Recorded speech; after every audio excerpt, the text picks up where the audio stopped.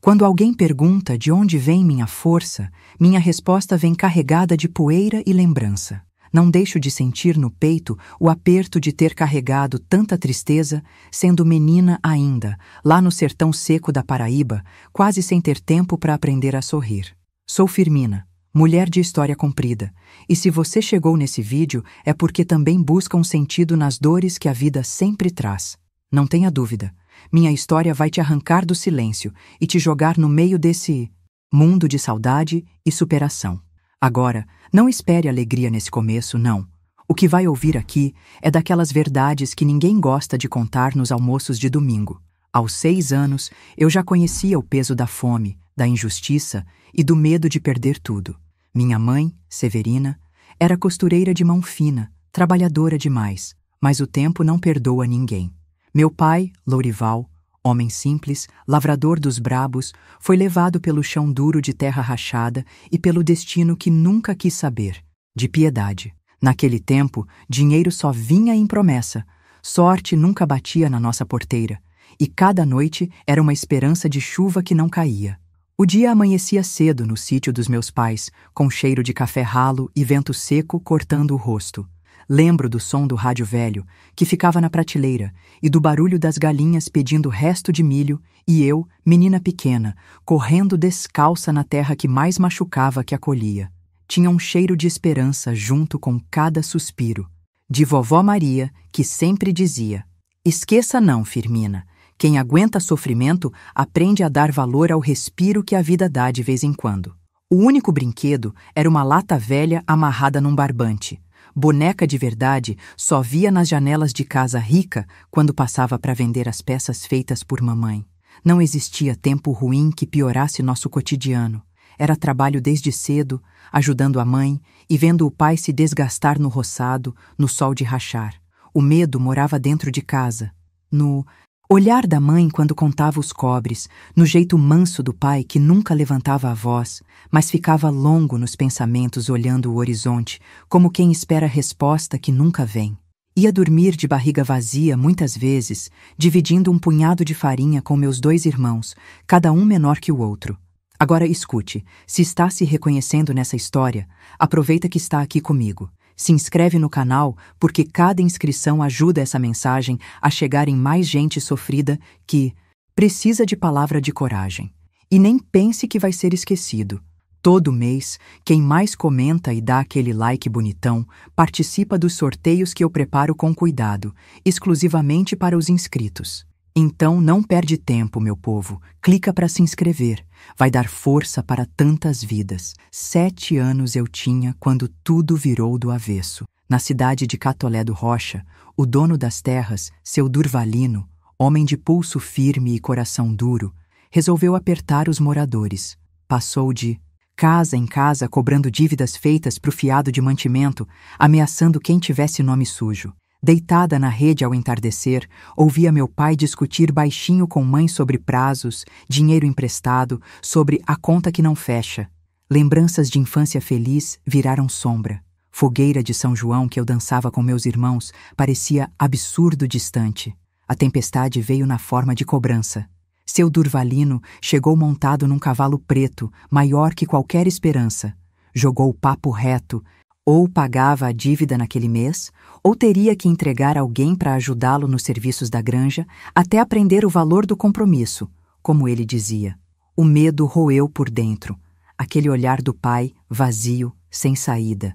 Noite mal dormida virou rotina, mãe chorando baixinho no fogão de lenha, pai sumido no escuro do quintal, cada um tentando achar a redenção numa terra sem resposta. Se você está sentindo o aperto no peito junto comigo, já deixa seu comentário dizendo seu maior desafio de infância. Quero ler cada uma dessas histórias, saber quem aqui também já passou desespero assim. E lembre, quanto mais você comenta, mais faz parte dessa rede de gente forte. Não sou de pedir demais, mas inscrever-se e interagir vai transformar não só seu dia, mas também o de alguém que precisa ouvir essas verdades. No fim daquela semana seca, a sentença veio como trovão. Eu, a filha do meio, fui escolhida para ir morar na granja de seu Durvalino, ajudar no serviço pesado e, com trabalho, pagar migalha por migalha do dinheiro que nunca soube de onde vinha. Era o começo do maior sofrimento da minha vida. E você que está me ouvindo, saiba que cada lágrima tem valor. Fortaleça esse canal, porque é assim, com cada inscrição, que espalhamos esperança para quem pensa que não tem saída.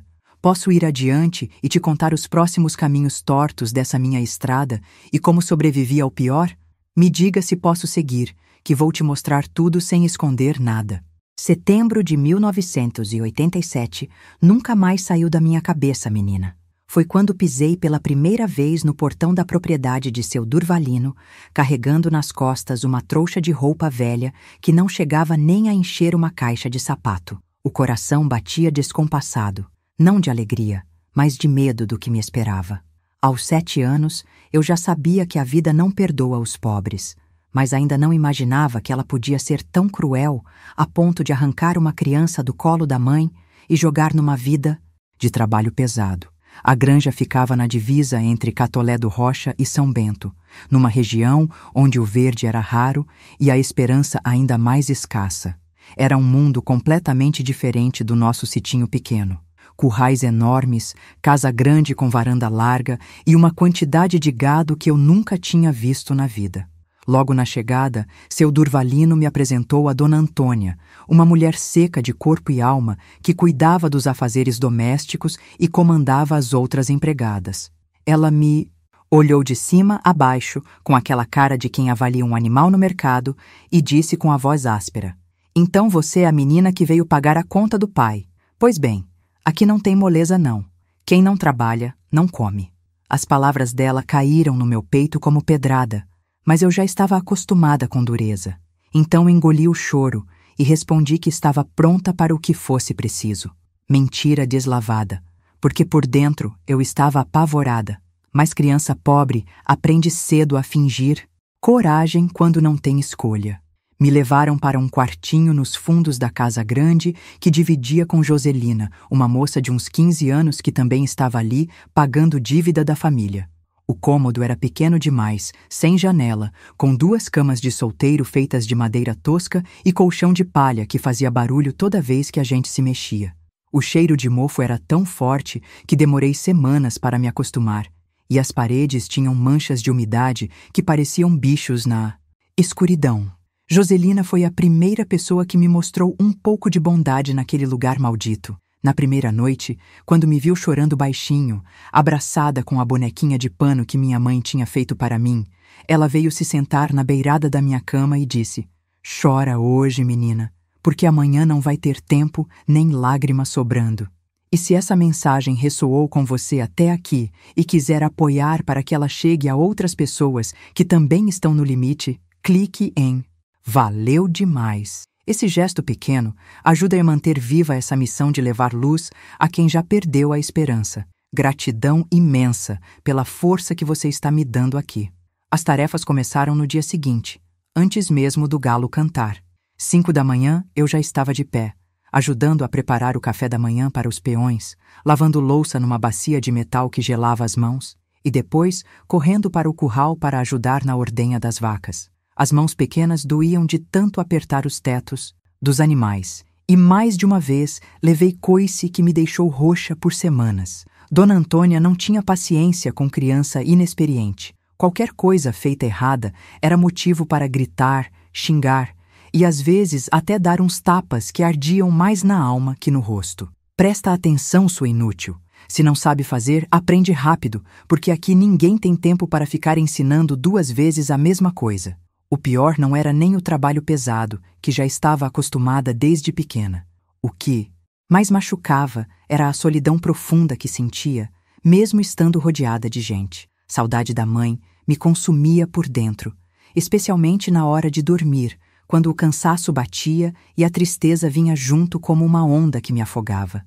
Ficava imaginando se eles estavam bem, se tinham comida na mesa, se meu pai conseguiu arrumar outro trabalho, se minha mãe ainda chorava quando olhava para a minha cama vazia.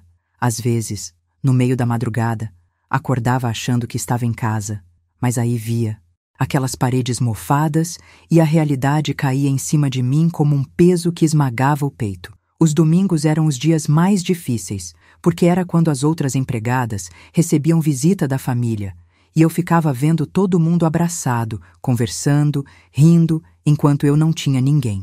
Minha família morava longe demais e não tinha dinheiro nem para a passagem de ônibus.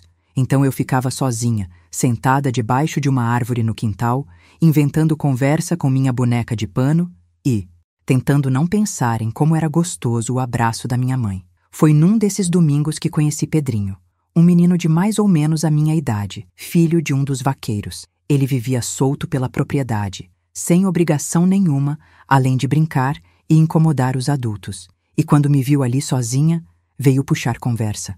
Pedrinho era diferente de todas as pessoas que conheci naquele lugar. Tinha um coração bom, daqueles que ainda não tinha sido contaminado pela dureza da vida.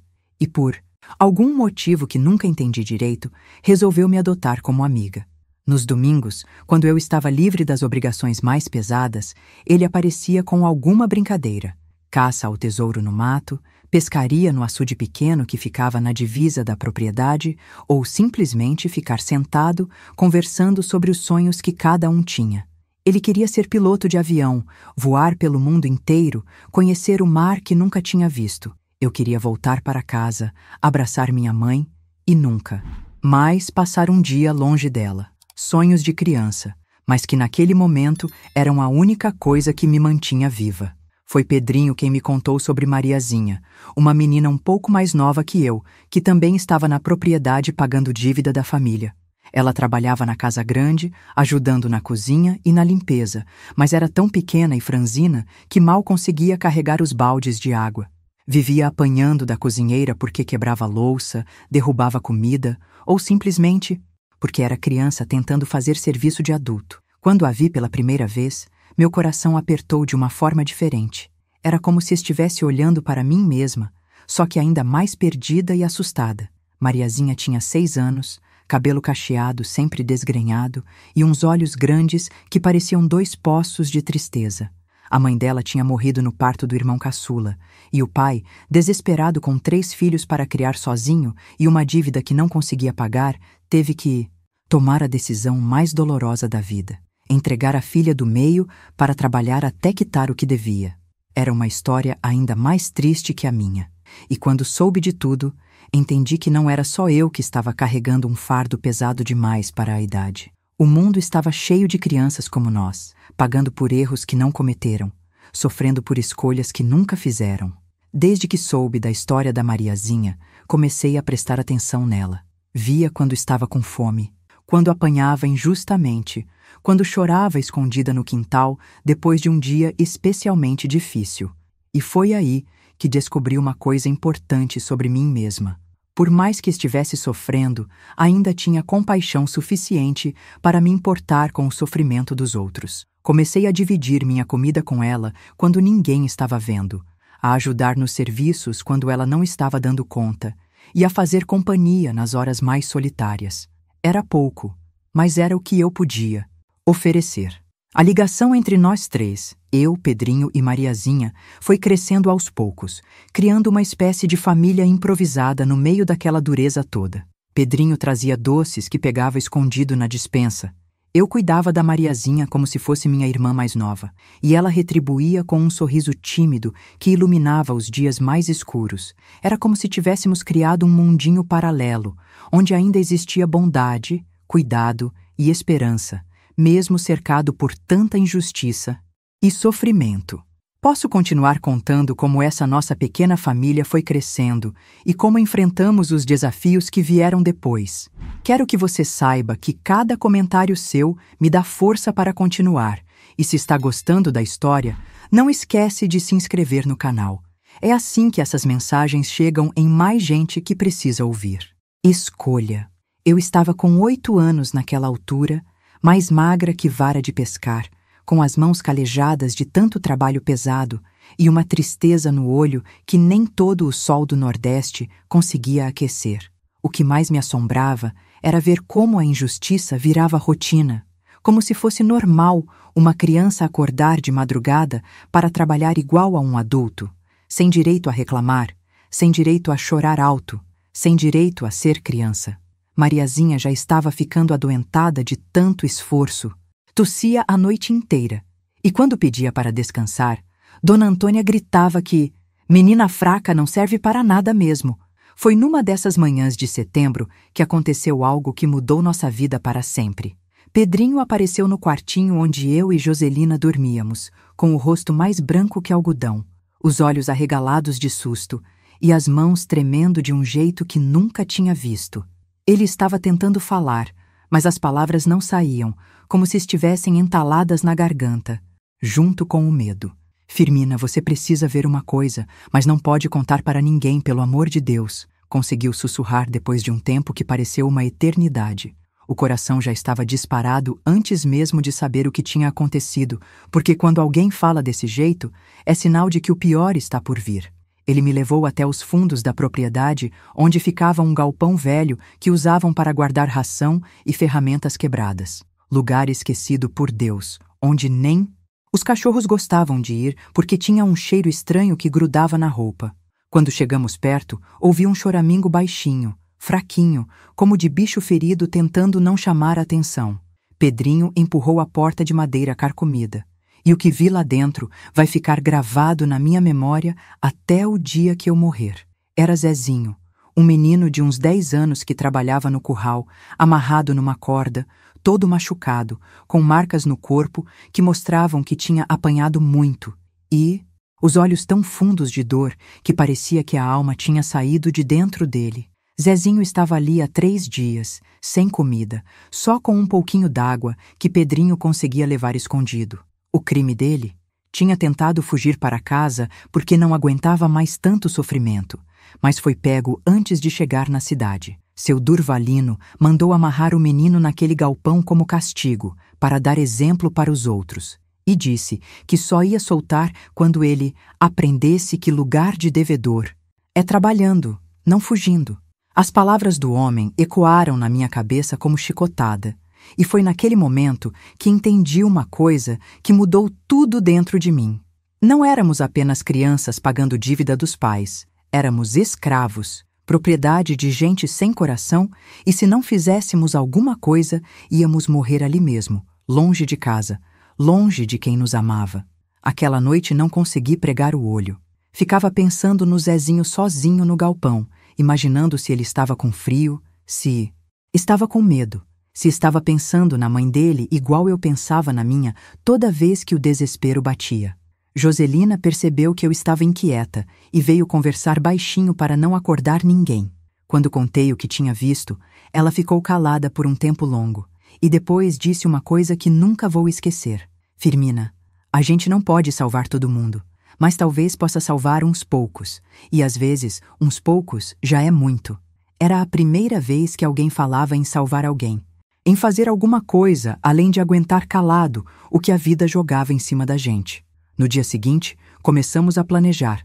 Não era fuga, porque sabíamos que não ia dar certo. Eles tinham capanga armado, cachorros treinados e conheciam cada trilha da região melhor que nós. O plano era diferente, mais arriscado, mas também mais inteligente. Íamos denunciar seu Durvalino na cidade, contar para as autoridades sobre as crianças trabalhando ali, sobre os maus tratos, sobre o Zezinho, amarrado no galpão. Parece simples falando assim, mas naquele tempo, no interior da Paraíba, palavra de fazendeiro valia mais que palavra de criança pobre. Mesmo assim, tínhamos que tentar. A oportunidade apareceu numa quinta-feira, quando seu Durvalino teve que viajar para João Pessoa resolver uns negócios. Dona Antônia relaxou a vigilância, pensando que sem o patrão por perto não ia ter problema, e foi aí que entramos em ação. Pedrinho, que conhecia todos os caminhos porque tinha nascido ali, nos guiou até a estrada principal. Eu levei Mariazinha, que estava cada vez mais fraca, e Joselina ficou para trás, fingindo que estava doente, para ninguém desconfiar que alguma coisa estava acontecendo. O coração batia tão forte que tinha medo que alguém fosse ouvir de longe. A caminhada até a cidade foi a mais longa da minha vida. Eram só uns 8 quilômetros, mas parecia que andávamos em círculos, que não íamos chegar nunca. Mariazinha não conseguia andar direito. Estava muito fraca, então eu carregava ela nas costas a maior parte do tempo. Pedrinho ia na frente, olhando se não vinha ninguém atrás da gente, e eu rezava baixinho para todos os santos que conhecia, pedindo proteção, pedindo força, pedindo que desse tudo certo. O sol estava forte, a poeira da estrada grudava na garganta, mas nada disso importava. O que importava era chegar na cidade e contar nossa história para alguém que pudesse fazer alguma coisa. Quando finalmente avistamos as primeiras casas de Catolé do Rocha, pensei que ia desmaiar de alívio. Mas aí bateu outro medo. E se ninguém acreditasse na gente? E se achassem que éramos só crianças inventando história? E se seu Durvalino descobrisse e fizesse coisa pior com a gente quando voltássemos? Pedrinho percebeu minha hesitação e disse uma coisa que me deu coragem. Firmina, se a gente não tentar, vai ficar se perguntando para sempre se podia ter salvado aquelas crianças. E eu não quero carregar esse peso na consciência. Ele tinha razão. Não tentar era a mesma coisa que ser cúmplice de tudo o que estava acontecendo. Chegamos na delegacia no meio da tarde. 3 crianças sujas, cansadas, assustadas, tentando explicar para um policial que parecia mais interessado em terminar o expediente do que em ouvir nossa história. No começo ele não ligou muito, achou que era coisa de menino fugindo de casa, mas quando comecei a contar os detalhes, quando falei do Zezinho amarrado, quando Mariazinha mostrou as marcas de pancada que tinha no braço, a expressão dele mudou. Chamou outro policial, depois outro, e de repente tinha uma multidão de gente ouvindo nossa história, fazendo perguntas, anotando tudo num caderno velho. O que veio depois foi uma confusão danada. Os policiais foram até a granja, encontraram Zezinho ainda amarrado no galpão, viram as outras crianças trabalhando e seu Durvalino teve que explicar muita coisa que não tinha explicação. Não foi preso. Homem rico nunca é, principalmente naquela época. Mas foi obrigado a soltar todas as crianças que estavam pagando dívida dos pais. Foi uma vitória pequena, mas foi vitória. Eu, Mariazinha, Zezinho e mais 6 crianças voltamos para as famílias naquele mesmo dia. Quero que você que está me ouvindo entenda uma coisa importante. Às vezes, a gente acha que não pode fazer nada contra a injustiça porque é pequeno demais, fraco demais, pobre demais. Mas eu aprendi, com 8 anos de idade, que coragem não tem tamanho, que fazer o certo não depende do que a gente tem, mas do que a gente é por dentro. E se você também já passou por momentos difíceis, se já se sentiu pequeno demais para fazer a diferença, deixa seu comentário aqui embaixo contando sua história. Quero saber que outras pessoas também encontraram força quando parecia que não tinha mais jeito. E já aproveita para se inscrever no canal, porque é assim que essas mensagens de esperança chegam em mais gente que precisa ouvir. O dia que voltei para casa foi o mais feliz da minha vida até então, mas também foi quando descobri que nem sempre voltar é sinônimo de recomeçar. Minha família estava diferente. Meu pai mais cabisbaixo, minha mãe mais magra, meus irmãos mais quietos. A casa parecia menor, mais vazia, como se parte da alegria tivesse sido levada embora junto comigo quando fui obrigada a sair. Mas estava em casa, estava abraçada com minha mãe, e aquilo era tudo que importava naquele momento. Posso continuar contando o que aconteceu depois, como foi reconstruir a vida em casa e qual foi a maior lição que tirei de tudo isso. Me conta nos comentários se está gostando da história e se quer que eu continue. De pilha tocando aquelas modas de viola que meu pai gostava, pensei que tudo ia voltar a ser como antes. Mas a vida tem dessas pegadinhas cruel. A gente volta para casa, mas a casa não volta para a gente do mesmo jeito. Eu tinha saído uma criança e voltado uma menina que conhecia o gosto amargo da injustiça, que sabia como o mundo pode ser cruel com quem não tem poder de escolha, que carregava nas costas o peso de ter visto crianças sofrendo igual a bichos abandonados. Minha mãe, coitada, tentava esconder, mas eu percebia que ela estava diferente, mais magra, mais calada, com os cabelos brancos que não estavam lá quando fui embora. Passava as mãos no meu rosto como se quisesse ter certeza de que eu estava mesmo ali, de verdade. Não era sonho nem aparição. Minha menina, ela repetia baixinho enquanto me abraçava, e eu sentia as lágrimas dela molhando meu cabelo. Meu pai também mudou, ficou mais carinhoso, mais presente, como se quisesse compensar os meses que fiquei longe. mas havia uma culpa no olhar dele que doía mais que qualquer pancada que levei na granja. Ele se culpava por ter me entregado, mesmo sabendo que não tinha tido escolha.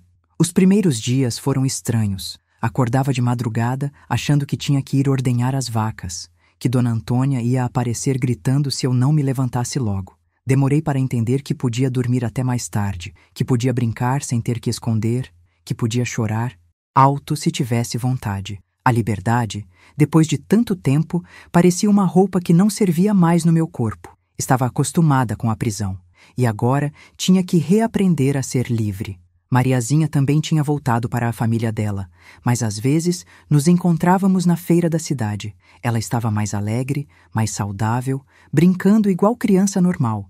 Mas quando nossos olhos se encontravam, a gente sabia que compartilhavam um segredo que ninguém mais entendia. Foi nessa época que conheci Valdeci, um rapaz de uns 17 anos que morava na propriedade vizinha e trabalhava de meeiro com o pai.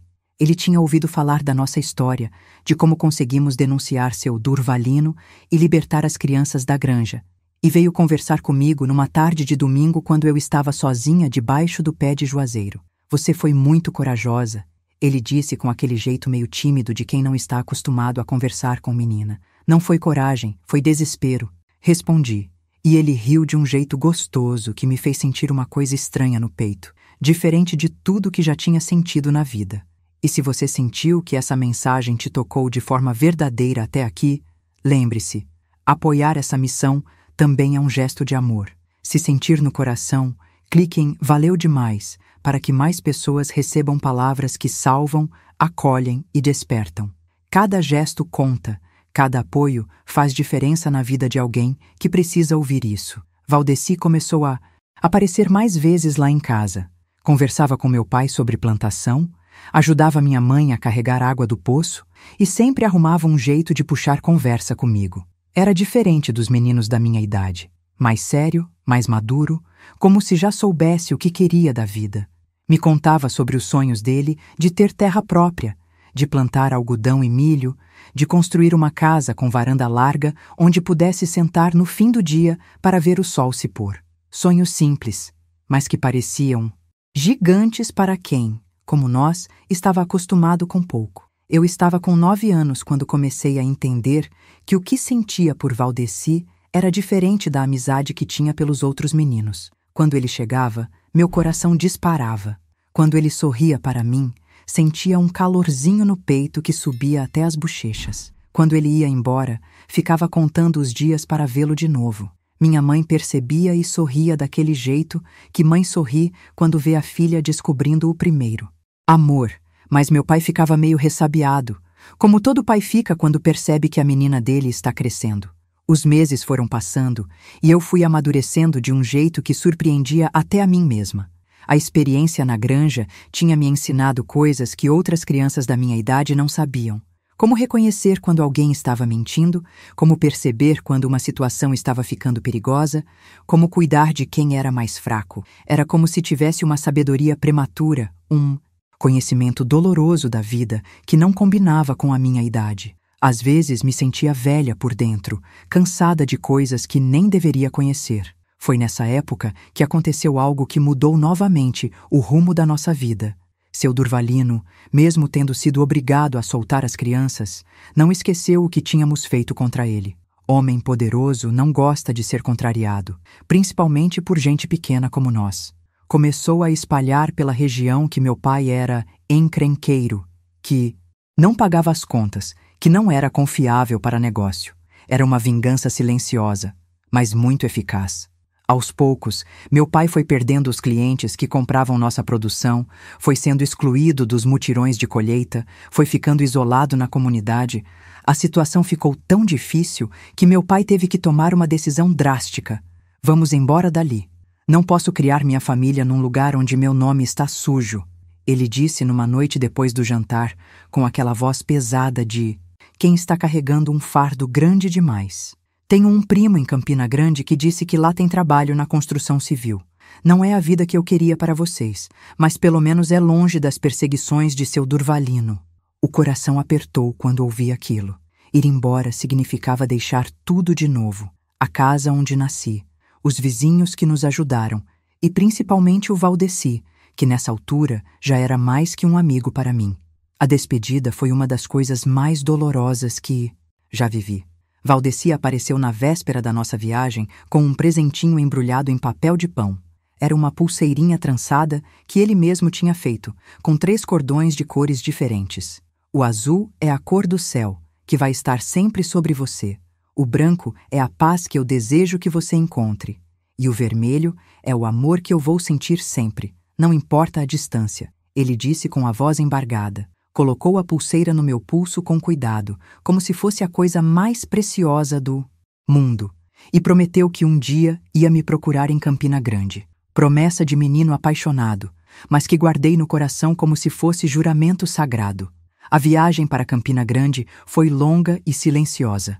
Meu pai dirigia a carroça emprestada com o olhar fixo na estrada, minha mãe segurava meus 2 irmãos menores, e eu ficava olhando para trás, vendo nossa região ficar cada vez mais distante.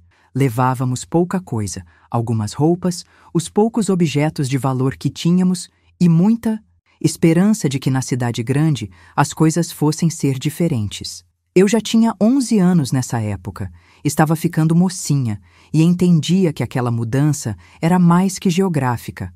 Era o fim de uma fase da nossa vida e o começo de algo completamente novo. Campina Grande era um mundo diferente de tudo que conhecíamos. Ruas asfaltadas, casas grudadas umas nas outras, barulho de carro e moto o dia inteiro.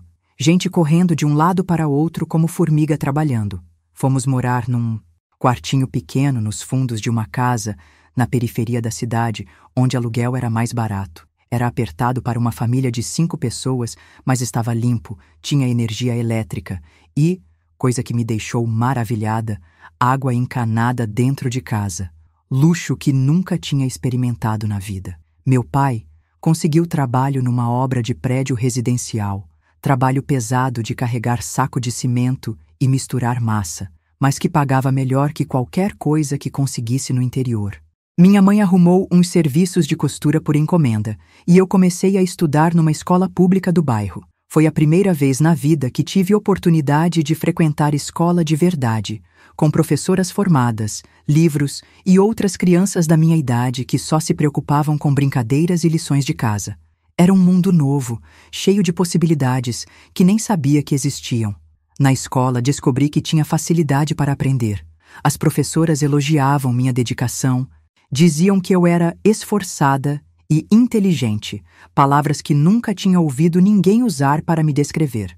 Comecei a sonhar com coisas que antes pareciam impossíveis. Terminar os estudos, arrumar um emprego decente, ajudar minha família a ter uma vida melhor. Era como se a educação fosse uma porta que tinha se aberto para um mundo diferente, onde criança pobre também podia ter futuro.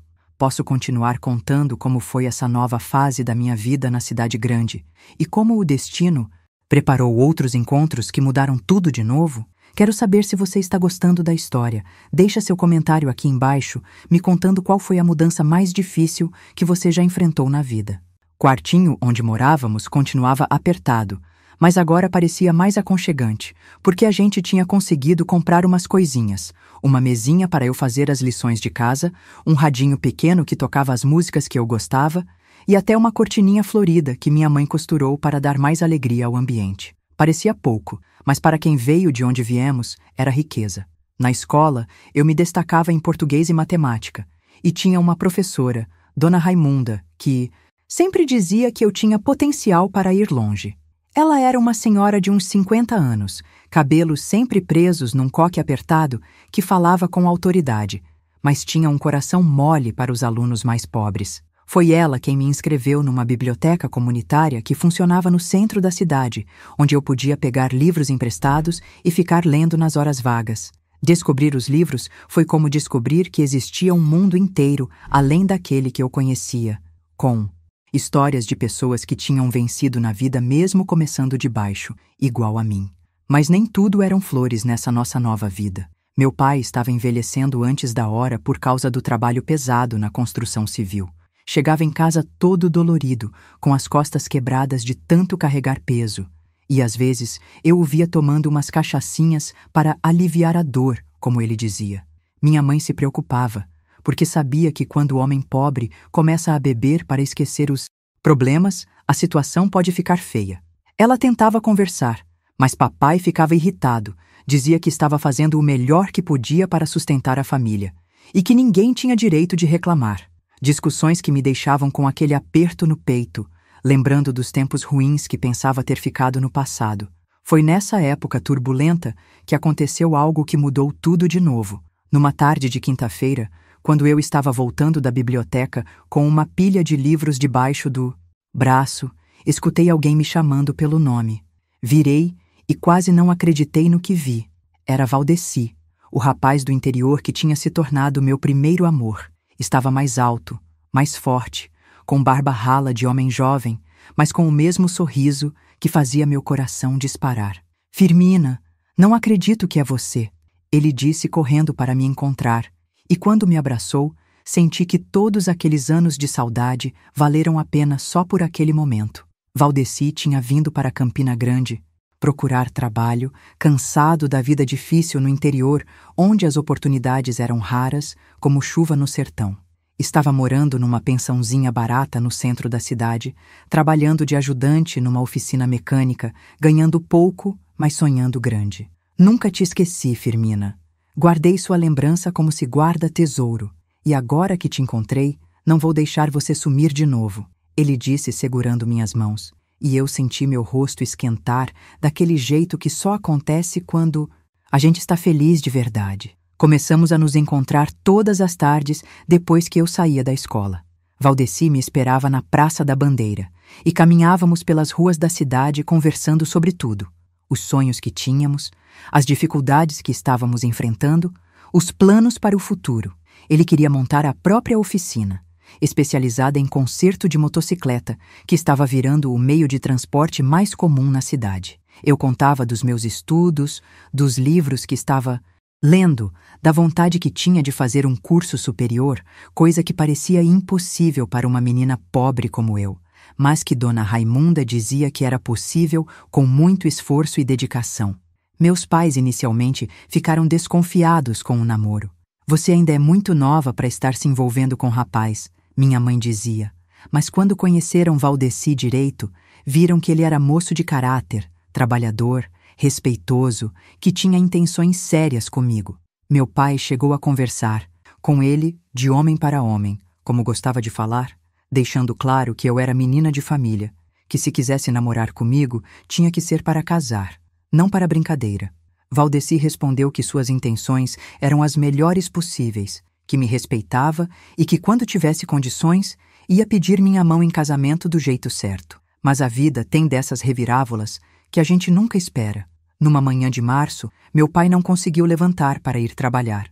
Estava com dores no peito, falta de ar e uma palidez que assustava quem olhasse. Minha mãe ficou desesperada. Eu peguei o dinheiro que tinha juntado para comprar material escolar e fomos correndo para o hospital público. Depois de horas esperando, exames, médicos correndo de um lado para outro, veio a notícia que mudou tudo. Meu pai tinha tido um infarto, o coração estava muito fraco e ia precisar de muito repouso, sem poder fazer mais trabalho pesado. A situação financeira da família virou de cabeça para baixo da noite para o dia. Sem o salário do meu pai, que era o principal sustento, não tínhamos como pagar aluguel, comprar comida, manter meus irmãos na escola. Minha mãe conseguiu alguns trabalhos extras de costura. Eu comecei a dar aulas particulares para crianças menores do bairro, cobrando muito pouco, mas todo centavinho ajudava. Valdeci também fez sua parte, sempre aparecia com alguma coisa. Um saquinho de açúcar, 1 litro de leite, uma cesta básica que dizia ter sobrado no trabalho dele. Mentira boa que a gente aceitava porque não tinha escolha. Foi nessa época de aperto que tomei uma decisão que mudou minha vida para sempre. Aos 14 anos, abandonei a escola para trabalhar tempo integral, ajudando minha família a sobreviver. Dona Raimunda ficou muito triste quando soube. Tentou me convencer a pelo menos estudar à noite. Mas eu não tinha como conciliar trabalho pesado durante o dia com escola de noite. Arrumei emprego numa fábrica de confecções, trabalhando na linha de produção, fazendo costura simples, ganhando salário mínimo, mas era o que dava para ajudar em casa. O trabalho na fábrica era puxado, Mas eu estava acostumada com trabalho pesado desde criança. O que mais me incomodava era ver que estava abandonando os estudos, deixando para trás os sonhos de fazer faculdade, de ter uma profissão melhor. Mas às vezes, a vida obriga a gente a escolher entre o sonho e a necessidade. E naquele momento, a necessidade da família era maior que meus sonhos pessoais. Valdeci tentava me consolar. Dizia que quando a situação melhorasse, eu podia voltar a estudar, que não era o fim do mundo, que mulher trabalhadora e inteligente como eu sempre daria um jeito de crescer na vida. E se esse movimento espiritual tocou sua vida de alguma forma, se sentiu clareza, acolhimento ou apenas um suspiro de alívio, clique em "Valeu demais". Esse gesto fortalece essa corrente de luz e faz com que essas mensagens cheguem a outras pessoas que, assim como você, também estavam no limite. Cada apoio faz diferença, cada gesto conta. Na fábrica, conheci mulheres de todas as idades que tinham histórias parecidas com a minha. Dona Socorro, de 40 anos, trabalhava ali há mais de 15, sustentando sozinha 3 filhos depois que o marido foi embora com outra. Maria José, de 22 anos, tinha casado cedo, engravidado logo depois e precisava trabalhar para complementar a renda do marido que ganhava pouco como vigia noturno. Cada uma tinha sua dor, sua luta, seus sonhos adiados por causa das circunstâncias da vida. Era como se a fábrica fosse um lugar onde mulheres pobres vinham depositar seus sonhos em troca de salário para sobreviver. Mas também aprendi coisas importantes naquele ambiente. Aprendi que união faz força, que quando uma estava com problema, as outras se juntavam para ajudar. Quando Dona Socorro ficou doente e não podia faltar ao trabalho, as colegas se revezaram para fazer o serviço dela também. Quando Maria José precisou levar o filho pequeno no médico, todo mundo contribuiu com um pouquinho para ela não perder o dia de trabalho. Era solidariedade pura, do tipo que nasce da necessidade, mas que cria laços mais fortes que família.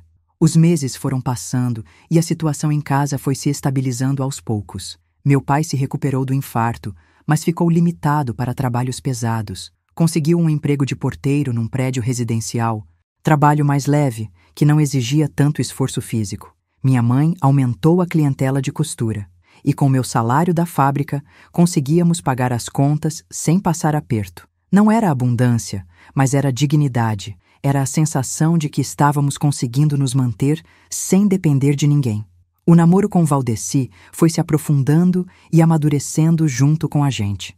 Aos 15 anos, eu já me sentia mulher feita, responsável, com experiência de vida que muitas pessoas mais velhas não tinham. Valdeci conseguiu realizar o sonho de abrir a própria oficina de motocicletas, pequenininha, mas dele mesmo, onde trabalhava com prazer fazendo o que gostava. Nos fins de semana, quando eu não estava trabalhando, ajudava ele organizando as peças, fazendo a limpeza, cuidando da parte financeira. Era como se já fôssemos uma família, mesmo sem ser casados ainda. Foi numa dessas tardes de sábado, quando estávamos organizando a oficina, que Valdeci fez a pergunta que eu estava esperando há tanto tempo. "Firmina, você quer casar comigo?" Não foi um pedido romântico com anel de diamante e joelhada no chão como nos filmes. Foi uma conversa sincera entre 2 pessoas que se amavam e queriam construir uma vida juntas. "Quero sim", respondi sem pensar 2 vezes, porque sabia que aquele era o homem com quem queria dividir tudo.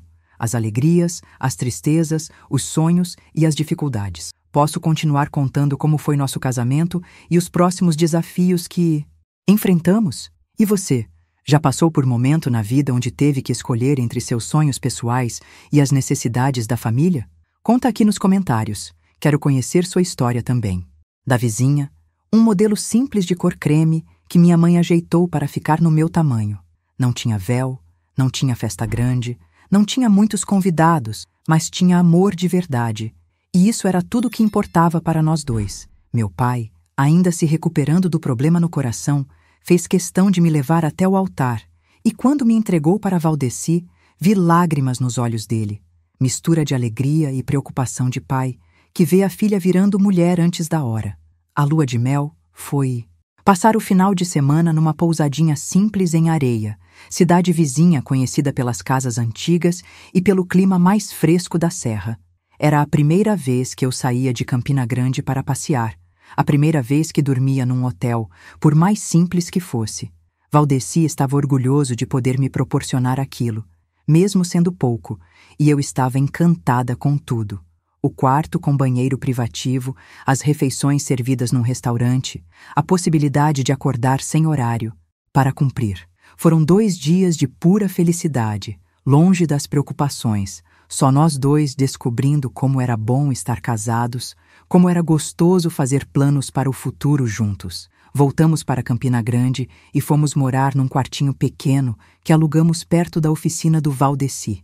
Era menor que a casa dos meus pais, só um cômodo que servia de quarto e sala, com uma cozinha pequeninha nos fundos e um banheiro compartilhado com outros inquilinos. Mas era nosso. Era o primeiro lar que construíamos juntos.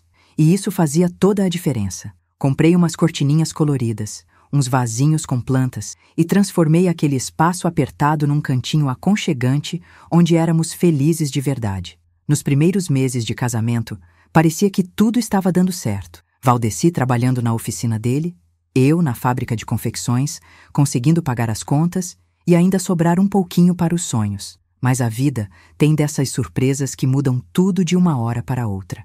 3 meses depois do casamento, descobri que estava esperando o bebê. A notícia veio junto com uma mistura de alegria e susto que nunca vou esquecer. Alegria porque queríamos muito ser pais, e susto porque sabíamos que as responsabilidades iam aumentar muito e nosso orçamento apertado ia ficar ainda mais difícil. Valdeci ficou emocionado quando contei. Me abraçou forte e disse que ia trabalhar dobrado para dar tudo de melhor para nosso filho. Era isso que eu mais amava nele. A disposição de lutar pela família, de assumir responsabilidade sem reclamar, de sonhar grande mesmo com pouco. A gravidez foi tranquila, mas trabalhosa. Continuei na fábrica até o 7º mês, porque precisávamos do dinheiro, e só parei quando a barriga ficou tão grande que não conseguia mais ficar de pé o dia inteiro na máquina de costura.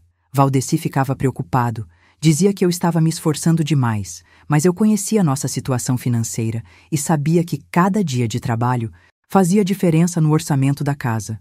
Minha mãe me ajudava no que podia, fazendo as roupinhas do bebê, ensinando as coisas que uma mãe de primeira viagem precisa saber, dando conselhos sobre como cuidar da criança quando nascesse. E se essa mensagem tocou seu coração e sentir que deseja apoiar para que ela chegue a mais pessoas, você pode clicar em Valeu demais. Esse gesto de carinho ajuda a manter essa missão viva.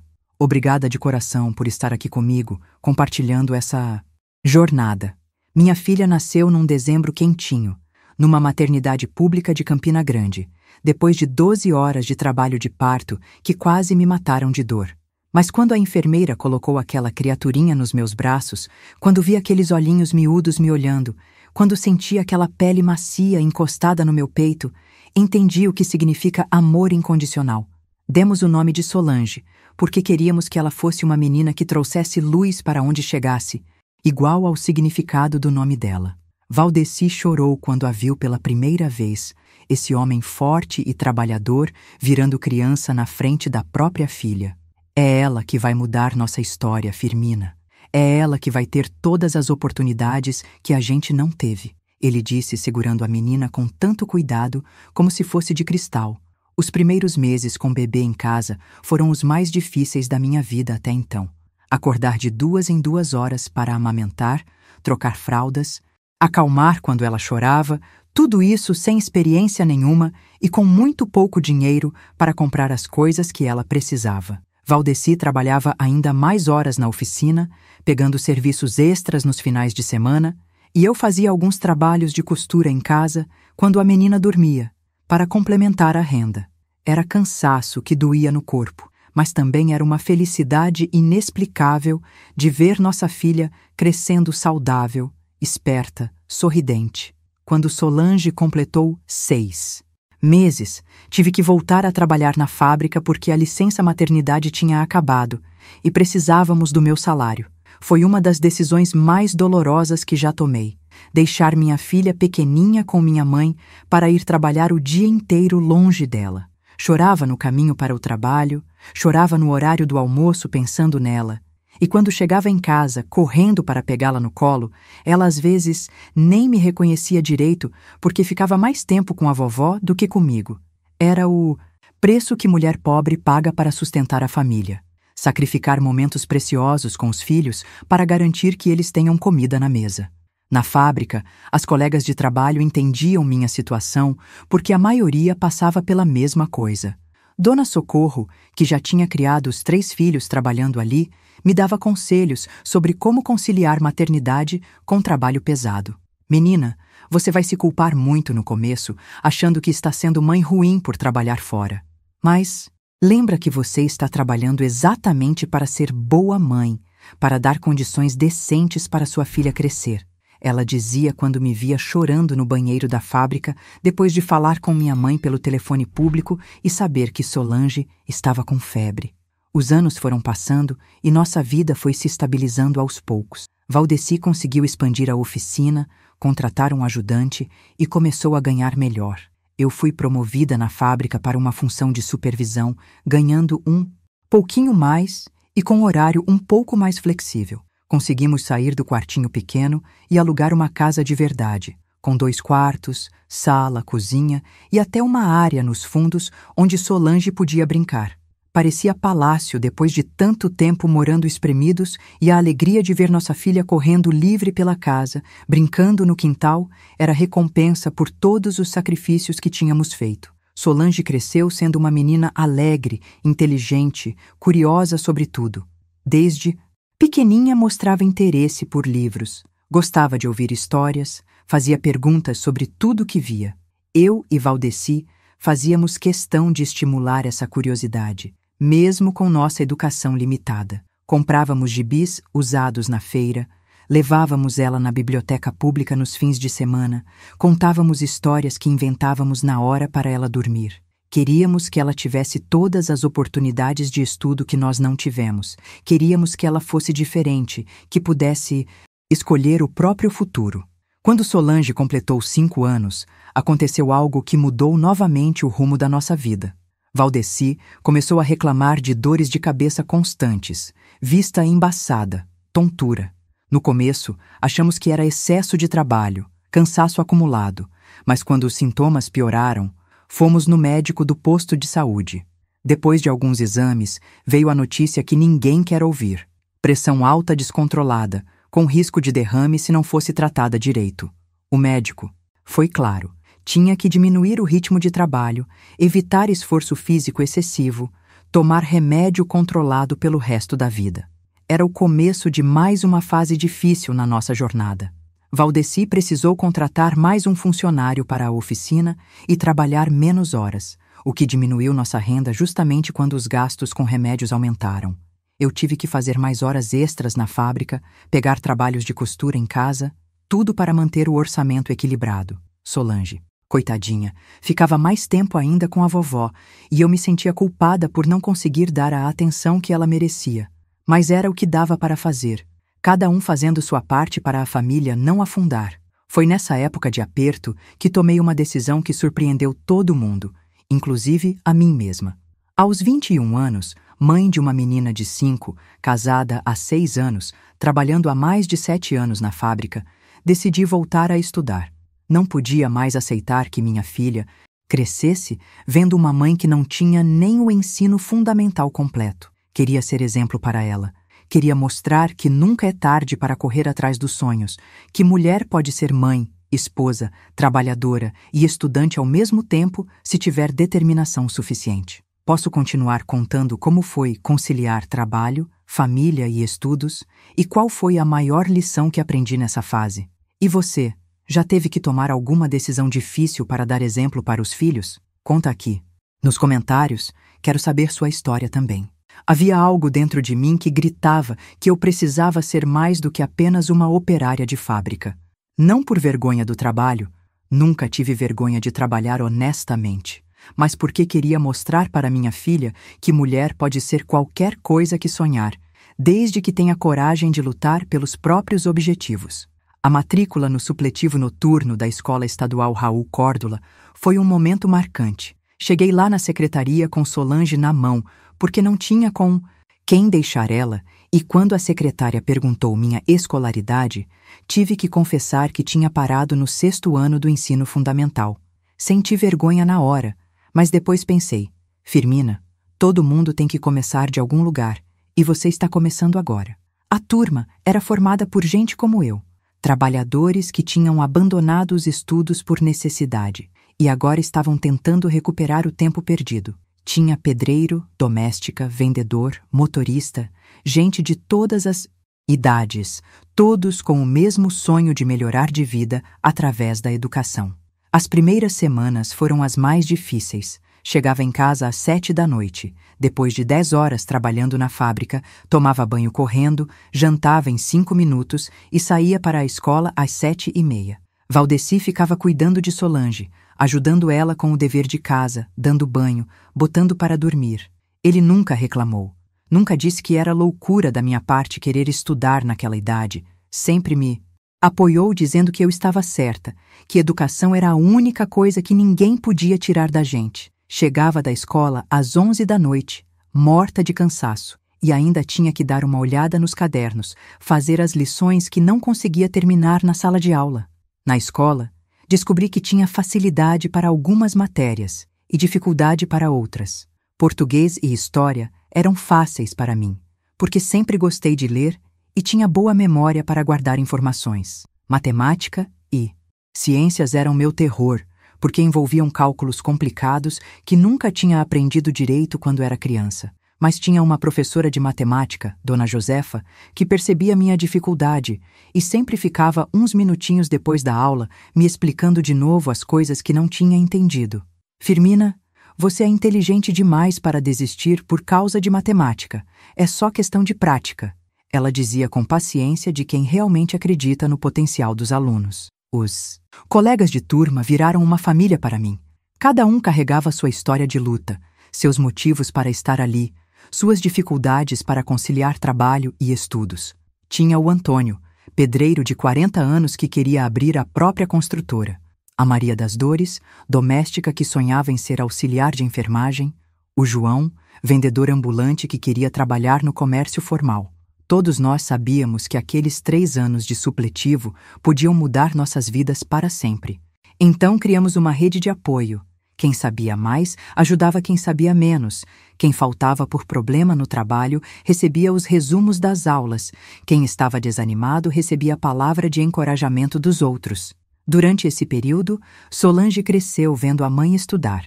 E isso teve um impacto profundo na educação dela.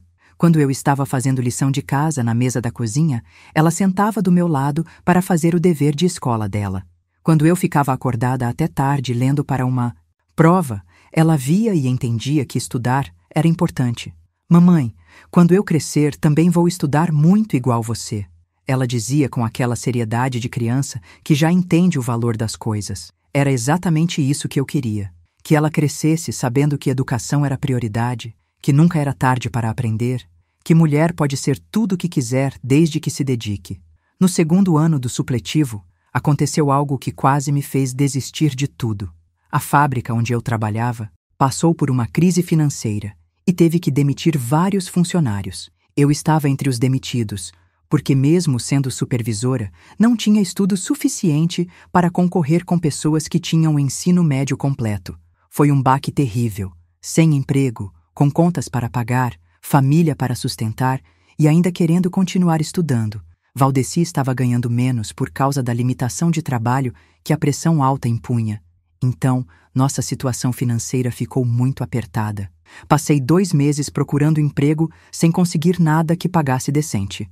As vagas que apareciam eram para quem tinha pelo menos ensino médio, e eu ainda estava terminando. Foi uma fase de desespero, de questionar se não era loucura continuar estudando quando precisava trabalhar urgentemente. Mas foi justamente nesse momento que entendi a importância da educação. Se eu tivesse completado os estudos antes, talvez não tivesse sido demitida, talvez tivesse mais opções de trabalho. Isso me deu ainda mais determinação para não desistir da escola. A solução veio através de uma colega de turma, Maria das Dores, que trabalhava numa casa de família, e soube que os patrões estavam procurando alguém confiável para ajudar nas tarefas domésticas. Não era o que eu queria. Depois de anos trabalhando na fábrica, voltar a ser doméstica parecia um retrocesso, mas era o que tinha disponível. A família era de classe média alta. O senhor Geraldo era contador, Dona Marlene era professora aposentada e eles moravam numa casa grande no bairro do Catolé. Eram pessoas educadas, que entenderam minha situação e até me incentivaram a continuar estudando, ajustando meu horário de trabalho para eu poder assistir às aulas. Trabalhar como doméstica depois de ter sido supervisora foi uma lição de humildade, mas também de determinação. Aprendi que não existe trabalho humilhante, existe trabalho mal pago, e que o importante é manter a dignidade independente da função que se exerce. Dona Marlene, que era ex-professora, às vezes me ajudava com as matérias mais difíceis, principalmente matemática e ciências. Firmina, você tem uma inteligência prática muito boa. O que falta é só técnica, e isso se aprende, ela dizia enquanto me explicava uma equação de segundo grau na mesa da cozinha. O terceiro ano do supletivo foi o mais corrido, porque além das matérias normais, tinha que fazer um projeto de conclusão e se preparar para o exame final. Escolhi fazer meu projeto sobre o papel da mulher trabalhadora na família nordestina, tema que conhecia bem porque era minha própria história. Passei meses pesquisando na biblioteca pública, entrevistando outras mulheres trabalhadoras, escrevendo e reescrevendo até ficar satisfeita com o resultado. Quando apresentei o projeto para a banca, uma das professoras disse que estava impressionada com a qualidade da pesquisa e que eu tinha potencial para continuar estudando. A formatura foi um dos dias mais emocionantes da minha vida. Solange, que na época estava com 8 anos, ficou orgulhosa vendo a mãe de Beca e Capelo recebendo o diploma de ensino médio. Valdeci chorou quando me viu subir no palco, e minha mãe, que tinha vindo de longe para assistir à cerimônia, disse que nunca imaginou que ia ver uma filha dela se formando. Agora você pode ser qualquer coisa que quiser, minha filha. Ela sussurrou no meu ouvido quando me abraçou depois da solenidade. Era verdade. Com o ensino médio completo, o mundo de possibilidades se abria de uma forma que nunca tinha experimentado antes. Logo depois da formatura, consegui um emprego no escritório de uma pequena empresa de materiais de construção, trabalhando como auxiliar administrativa. Era o primeiro emprego onde eu usava a mente mais que as mãos, onde tinha que lidar com o computador, fazer planilhas, atender clientes no telefone. No começo foi difícil, porque não tinha experiência com essas coisas, mas aprendi rápido. E logo estava me destacando pela dedicação e pela vontade de aprender coisas novas. O salário era melhor que o da fábrica. O ambiente de trabalho era mais limpo, e eu sentia que finalmente estava usando o meu potencial de uma forma mais completa. Posso continuar contando como foi essa nova fase da minha vida profissional e qual foi o próximo grande desafio que enfrentei? E você, já teve que fazer algum sacrifício grande para realizar um sonho? Conta aqui nos comentários. Quero saber como foi sua experiência. Controlando a pressão com medicamento e cuidado, tocando a oficina dele com mais tranquilidade. Parecia que finalmente tínhamos encontrado um equilíbrio, uma estabilidade que nunca tivemos antes. Mas a vida tem dessas maneiras de nos ensinar que nada é permanente, que sempre tem mais desafios esperando na curva da estrada. Em 2001, quando eu estava há 3 anos trabalhando no escritório e me sentindo realizada profissionalmente, aconteceu algo que mudou tudo de novo. Solange chegou em casa num dia depois da aula com uma proposta que me deixou feliz e preocupada ao mesmo tempo. A diretora da escola tinha indicado ela para participar de um programa de intercâmbio estudantil em Recife, onde ela passaria um semestre estudando numa escola particular conceituada, hospedada numa família anfitriã, tudo custeado por uma ONG que investia em jovens com potencial acadêmico. Era uma oportunidade única, que podia abrir portas para ela que eu nunca tive, mas também significava ficar longe de casa por 6 meses, numa idade em que ainda precisava muito da proteção da família. A decisão não foi fácil. Solange queria muito ir. Estava empolgada com a possibilidade de conhecer uma cidade grande, estudar numa escola diferente, ter experiências novas. Valdeci achou que era uma chance que não podia ser desperdiçada, que nossa filha merecia todas as oportunidades que a vida oferecesse. Mas meu coração de mãe ficava apertado só de pensar em ficar longe dela por tanto tempo, principalmente depois de tudo que tínhamos passado juntas. No final, o amor falou mais alto que o medo. Decidimos que ela ia participar do programa, porque queríamos o melhor para ela, mesmo que fosse doloroso para nós. A despedida na rodoviária de Campina Grande foi uma das coisas mais difíceis que já fiz. Ver minha menina subir naquele ônibus, corajosa e ao mesmo tempo assustada, carregando uma mala pequena e uma mochila cheia de sonhos, me fez lembrar da menina que eu fui quando saí de casa para trabalhar na granja. Mas dessa vez era diferente. Solange estava saindo não por necessidade, mas por oportunidade. Estava saindo não para trabalhar, mas para estudar. Estava saindo não como pagamento de dívida, mas como investimento no próprio futuro. Era a realização de tudo que eu tinha lutado para que ela pudesse ter. Escolha. Os 6 meses que ela ficou em Recife foram de crescimento para toda a família.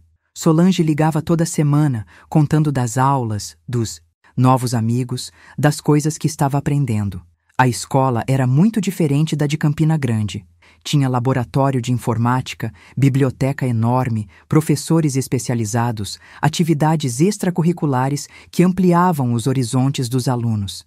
Ela voltou transformada, mais madura, mais segura de si, com uma visão de mundo que eu não podia ter dado para ela, mas que tinha conseguido proporcionar através das escolhas certas. Era a prova de que investir em educação, por mais difícil que fosse, sempre compensa.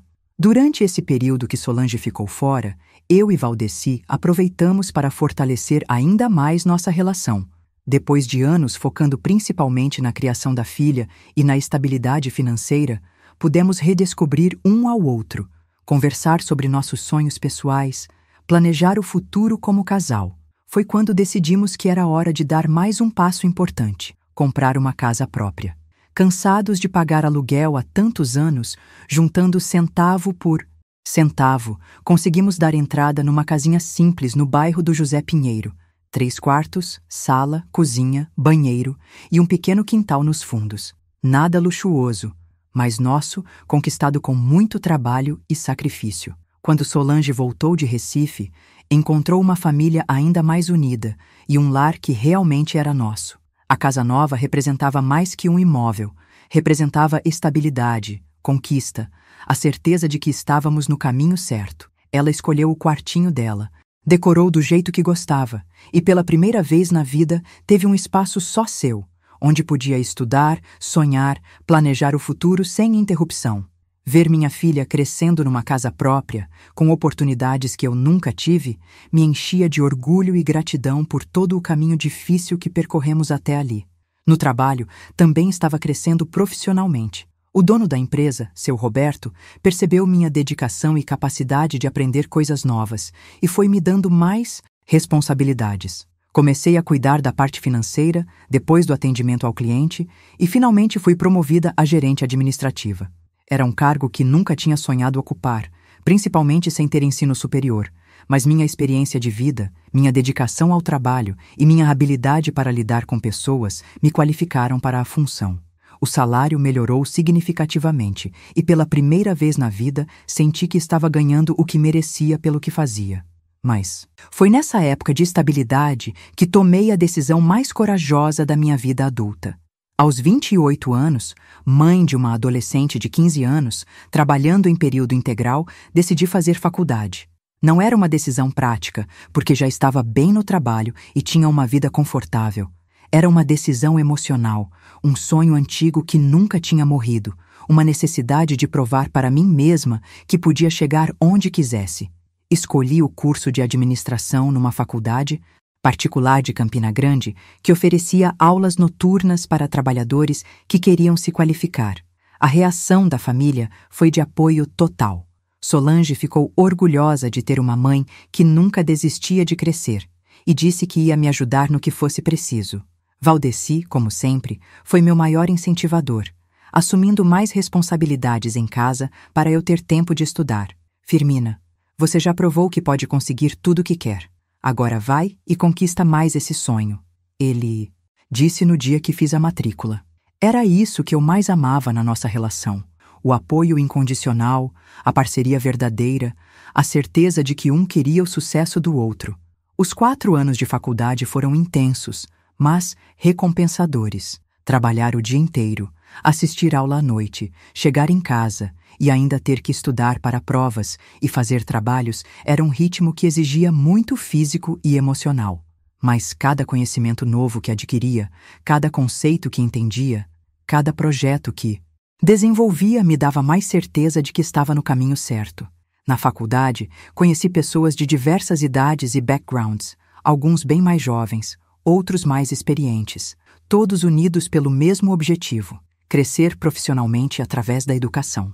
Durante a faculdade, algo especial aconteceu que me marcou profundamente. Num dos trabalhos de conclusão de disciplina, escolhi pesquisar sobre trabalho infantil no interior do Nordeste, tema que conhecia bem por experiência própria. Foi a primeira vez que falei publicamente sobre o que tinha vivido na infância, sobre como tinha sido entregue para trabalhar numa granja para quitar dívida do meu pai. A reação dos colegas foi de surpresa e admiração. Surpresa, porque não imaginavam que alguém da turma tinha passado por isso, e admiração pela coragem que tive de transformar a dor em força para crescer. A professora que orientou o trabalho, doutora Marinalva, ficou impressionada com a qualidade da pesquisa e me incentivou a apresentá-lo num congresso acadêmico. Era algo que nunca tinha imaginado fazer. Apresentar um trabalho científico, falar para uma plateia de professores universitários, dividir conhecimento com pessoas muito mais estudadas que eu. Mas aceitei o desafio, e quando subi no palco daquele auditório, falando sobre trabalho infantil com propriedade de quem viveu na pele, senti que tinha fechado um ciclo importante da minha vida. E se essa mensagem estiver tocando fundo no seu coração, considere apoiar esse canal com um gesto de luz. Clique em Valeu demais. Esse carinho ajuda a manter viva essa missão de entregar palavras que curam e despertam. Obrigada por estar aqui comigo nessa jornada. A formatura em administração foi outro momento marcante na minha trajetória. Solange, que nessa época já estava com 19 anos e cursando Direito numa universidade federal, estava radiante de orgulho, vendo a mãe se formar em nível superior. Valdeci, meus pais, meus irmãos, todos estavam ali para celebrar essa conquista que representava muito mais que um diploma. Representava a prova de que é possível mudar o destino através da educação, da persistência, da recusa em aceitar limitações que outros querem impor sobre nós. Com o diploma na mão e anos de experiência prática, as oportunidades profissionais se multiplicaram. Recebi propostas de trabalho em empresas maiores, com salários melhores, mas decidi ficar onde estava, porque ali tinha construído minha carreira. Ali me valorizavam não só pela formação, mas pela pessoa que eu era. Seu Roberto me promoveu a sócia minoritária da empresa. Reconhecimento da minha contribuição ao longo dos anos. Era mais que uma promoção. Era o reconhecimento de que uma menina que começou trabalhando aos 7 anos numa granja podia chegar onde quisesse, desde que nunca desistisse de sonhar. Hoje, aos 52 anos, olhando para trás, vejo uma jornada cheia de dor, mas também cheia de superação. Solange se formou advogada, casou com um homem bom, me deu 2 netos lindos que são a alegria da minha vida. Valdeci e eu continuamos juntos, mais unidos que nunca, celebrando mais de 30 anos de casamento, baseado no amor, no respeito, na parceria verdadeira. Somos avós babões, empresários pequenos mas prósperos, pessoas que encontraram na educação o caminho para a liberdade. Minha filha querida que está me ouvindo, se chegou até aqui é porque também tem uma história de luta, também conhece o gosto amargo das dificuldades, também carrega sonhos que às vezes parecem impossíveis. Quero que saiba que não importa de onde você vem, não importa quantos anos você tem, não importa quantas pessoas disseram que você não conseguiria. Você pode ser tudo o que sonhar, desde que tenha coragem de lutar por isso. Eu fui prova viva de que criança pobre, mulher sem estudo, gente que começou do zero, pode chegar onde quiser. E você também pode. Por isso te peço, se essa história tocou seu coração, se você reconheceu alguma coisa da sua própria jornada nas minhas palavras, se sentiu esperança onde antes só havia desânimo, não esquece de se inscrever neste canal. Não é só um clique, É um gesto de união entre pessoas que sabem que a vida pode ser difícil, mas também pode ser linda. É uma forma de dizer que você faz parte dessa rede de gente forte, corajosa, que não desiste nunca. E conta sua história aqui nos comentários, porque eu quero conhecer cada uma de vocês. Quero saber o que aprenderam com essa conversa nossa. Quero que sintam que tem uma amiga aqui que entende suas dores e acredita nos seus sonhos. Valeu demais por ter ficado até aqui comigo. E lembra, sua história ainda está sendo escrita e os melhores capítulos ainda estão por vir.